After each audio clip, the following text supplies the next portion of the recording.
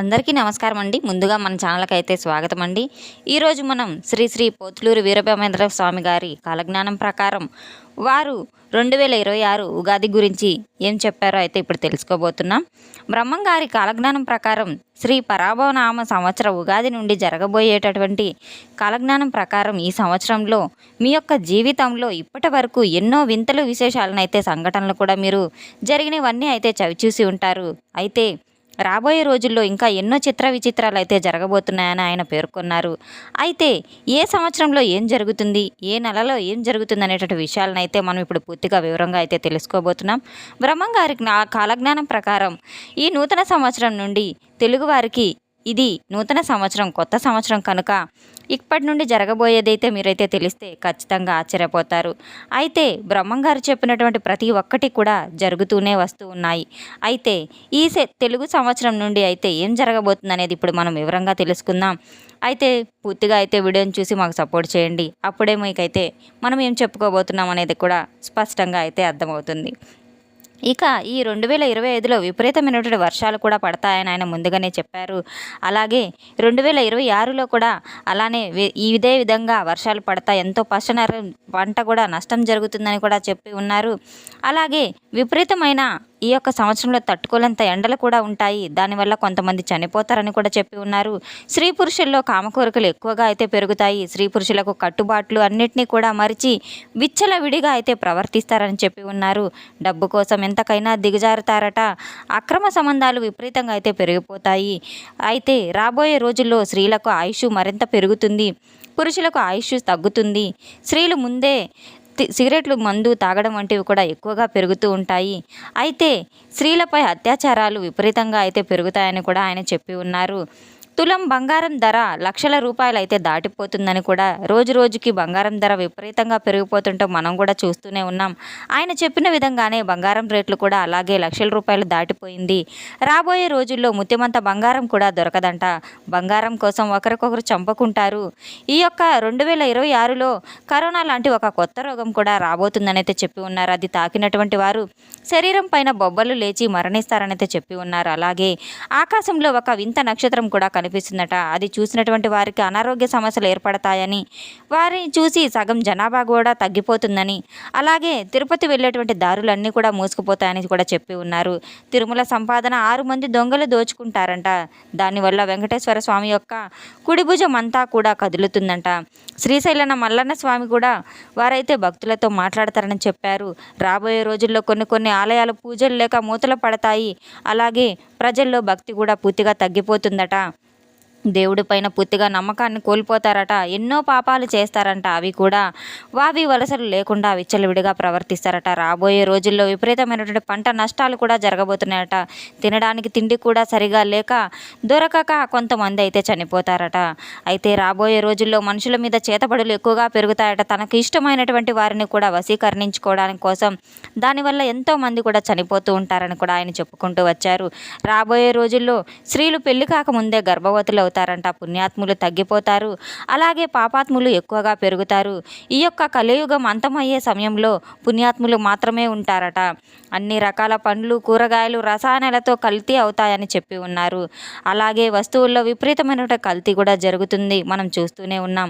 అలాగే విపరీతమైన ధరలు కూడా పెరుగుతూనే ఉన్నాయి. నీచులు ఇల్లు సిరి సంపదలతో కలకలలాడుతూ ఉంటుందంట. అలాగే మంచివారి ఇల్లేమో పేదరికంతో నిండిపోతూ ఉంటుందంట. ఆయన చెప్పిన విధంగా ఇప్పుడు అలాగే జరుగుతూ ఉంది. మంచివారి యొక్క మాటలు ఎవరు నమ్ముతున్నారండి?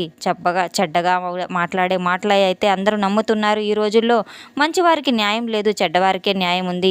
భార్యాభర్తల మధ్య గొడవలు జరుగుతాయి. తండ్రి కొడుకు అన్నదమ్ముల మధ్య గొడవలు జరుగుతూనే ఉంటాయి. ఒకరికొకరు కొట్టుకుంటూ మతము కులము అనేది లేకుండా, వేదం అనేది లేకుండా, పెండ్లు అనేవి లేకుండా జరుగుతూ ఉంటాయి. డబ్బు ఉన్నటువంటి వారికి విలువ పెరుగుతుంది, నోటి మాటకు విలువ అనేది లేకుండా పోతుంది.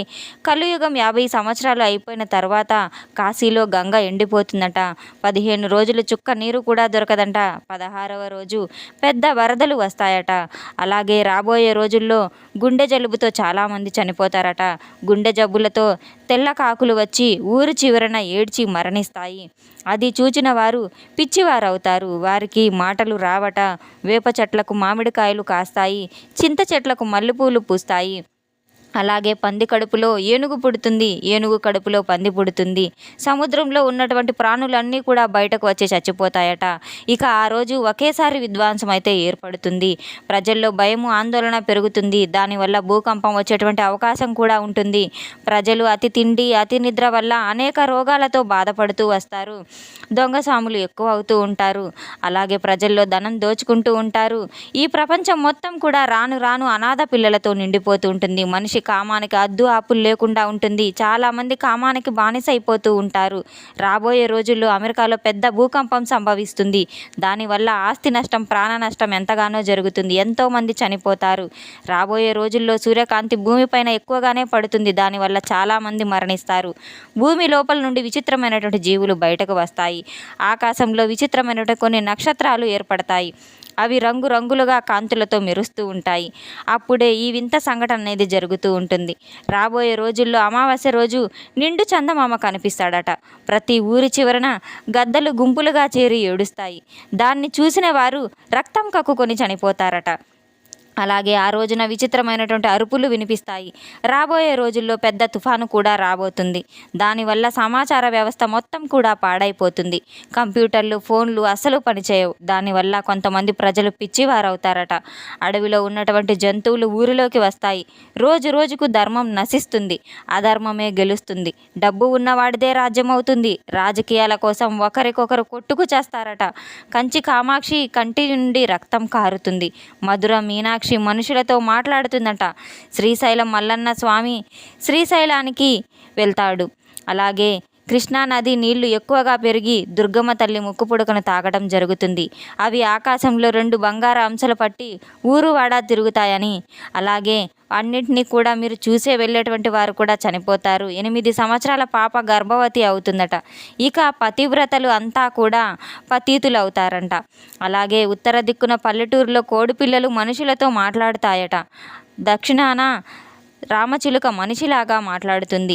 వీటిని చూసినటువంటి ప్రజలు ఆశ్చర్యపోతూ రాబోయే రోజుల్లో పౌర్ణమి రోజు ప్రతి ఒక్క ఊరిలో కుక్కలు ఏడుస్తూ చనిపోతాయంట. ఆ యొక్క కుక్కలను చూసినటువంటి వారు రక్తం కక్కుకు అక్కడికక్కడే చనిపోతారట. ఆ రోజు దేవాలయాల్లో దేవుడు మాయమైపోతారట. రాబోయే రోజుల్లో కులాలు, మతాల మధ్య గొడవలు జరుగుతాయంట. మనిషి కోపానికి హద్దు ఆపులు ఏమీ ఉండవు. ఒకరినొకరు కొట్టుకుంటారు. ప్రపంచంలో ప్రతి ఒక్క గుడిలో అపచారాలు ఎక్కువగా పెరిగిపోతాయి.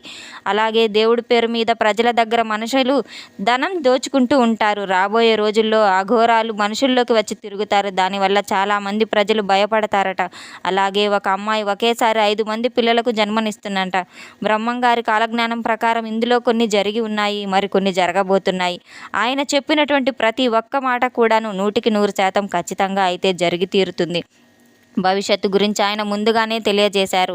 ఇటువంటివంటే ఇలాంటి వీడియోల కోసం మళ్ళీ మనం రేపటి రోజున అయితే తెలుసుకుందాం. మన ఛానల్ అయితే మన వీడియో నచ్చినట్లయితే కనుక ప్లీజ్ అండి మన ఛానల్ అయితే సబ్స్క్రైబ్ చేసుకోండి. వీడియో నచ్చితే లైక్ చేయండి, షేర్ చేయండి. అలాగే ఈ వీడియోని ఎక్కడా స్కిప్ చేయకుండా పూర్తిగా చూసి మాకు సపోర్ట్ చేసినందుకు చాలా చాలా ధన్యవాదాలు. Thanks for watching.